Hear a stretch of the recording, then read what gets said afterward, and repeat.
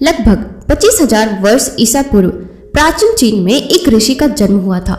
उसका नाम लाओ त्सु था। लाओ त्सु अपने समय के सबसे समझदार और बुद्धिमान लोगों में गिना जाता था। यहाँ तक कि चीन के राजा भी उनके पास सलाह लेने के लिए आते थे। लाओ त्सु के ज्ञान की सैकड़ों कहानियां प्रसिद्ध थी और पूरे चीन में उनका सम्मान किया जाता था। ऐसा ही कुछ हुआ। एक बार एक व्यापारी राजा के दरबार में आया जिसके पास 2 फूल थे। उसने राजा के सामने शर्त रखी कि यदि राजा पहचान ले कि कौन सा फूल असली है और कौन सा नकली, तो वह ये दोनों फूल राजा को भेंट कर देगा और साथ ही उसकी आधी संपत्ति राजकोष में जमा हो जाएगी। लेकिन यदि राजा ने नहीं पहचाना तो राजा को उतनी ही रकम व्यापारी को देनी पड़ेगी। राजा ने शर्त स्वीकार कर ली। अब राजा के सामने 2 फूल लाए गए जिनमें से एक असली था और दूसरा नकली, लेकिन दोनों में अंतर बहुत करना मुश्किल था क्योंकि वे दोनों बिल्कुल एक जैसे दिखते थे।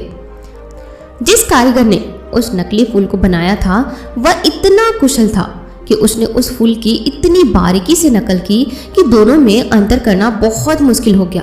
अब राजा असमंजस में पड़ गया और जैसे ही राजा मुसीबत में पड़ा उसने लाओ त्सु को याद किया।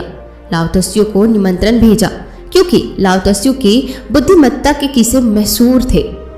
तो व्यापारी भी थोड़ा घबरा गया। हालांकि वह लाओ त्सु से कभी नहीं मिले थे, लेकिन उनके बारे में बहुत कुछ सुना था क्योंकि लाओ त्सु एक बहुत बुद्धिमान व्यक्ति है।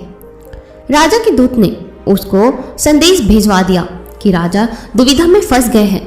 2 फूलों की पहचान करनी है, लेकिन राजा नहीं पहचान कर पा रहे हैं। लाओ त्सु राजा के दरबार में पहुंचा। लाओ त्सु ने उन दोनों फूलों को बहुत ध्यान से देखा और फर्क करने की कोशिश की, लेकिन लाओ त्सु भी भ्रमित हो गया।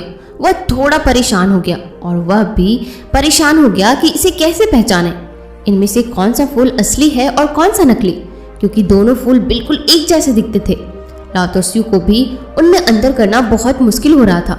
लाओ त्सु ने व्यापारी से कुछ समय मांगा और वह दरबार की खिड़की तक चला गया और उसने वह खिड़की खोल दी। थोड़ी देर में एक मधुमक्खी बाहर से उड़ती हुई आई और वह उन 2 फूलों में से एक पर जाकर बैठ गई और यह देखकर लाओ त्सु के चेहरे पर हल्की सी मुस्कान फैल गई।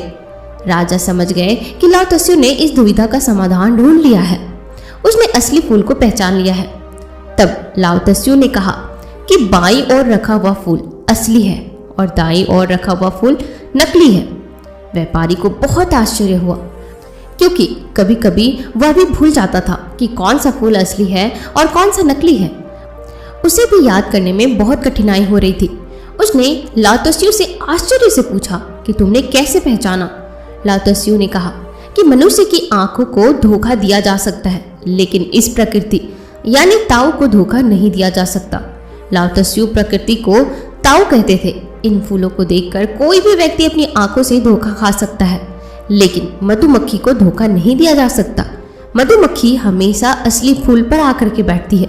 तो यह भी लाओ त्सु की बुद्धिमत्ता के बारे में एक छोटी सी कहानी थी।